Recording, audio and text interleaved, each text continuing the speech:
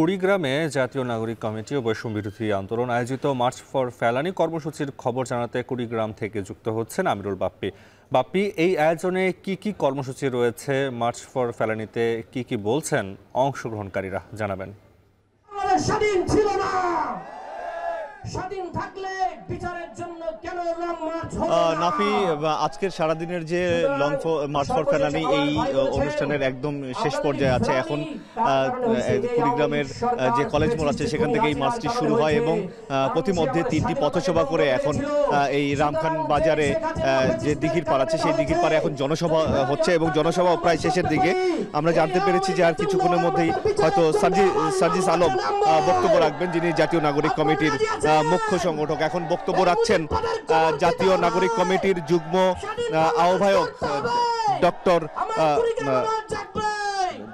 যুগ্ম বক্তব্য রাখছেন এবং আমরা দেখেছি যে এখানে সকাল থেকেই তাদের যে বক্তব্যটা ছিল সেই বক্তব্য হলো যে ভারতের যে আগ্রাসন এবং ভারতের আগ্রাসনের বিপক্ষে তাদের আসলে মূল বক্তব্যটা। এবং তারা সবাই বলছে যে ফেলানি সহ যত সীমান্ত হত্যা হয়েছে এই সীমান্ত হত্যার দ্রুত বিচার এবং সুষ্ঠু বিচার তারা দাবি করছেন এবং যত এর পরে যেন আর কোনো ধরনের সীমান্ত হত্যা না হয় এই দাবি তারা জানিয়েছেন। এবং মোট 5টি দাবি তারা রাখছেন, তার মধ্যে অন্যতম দাবি হচ্ছে যে সুষ্ঠু বিচার করতে হবে এবং চীনের মতো ভারত সীমান্তে যে চীনের মতো যে মরণঘাতী যে অস্ত্রগুলো ব্যবহার নিষিদ্ধ আছে চীনের বর্ডারের সাথে, সেরকম একটি চুক্তি করতে হবে যাতে বাংলাদেশের সীমান্ত সেসব মরণঘাতী অস্ত্র ব্যবহার বন্ধ হয়।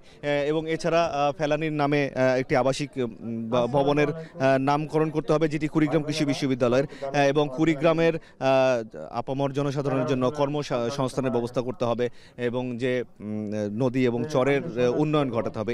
এইরকম 5টি দাবি সকাল থেকেই আমরা দেখছি।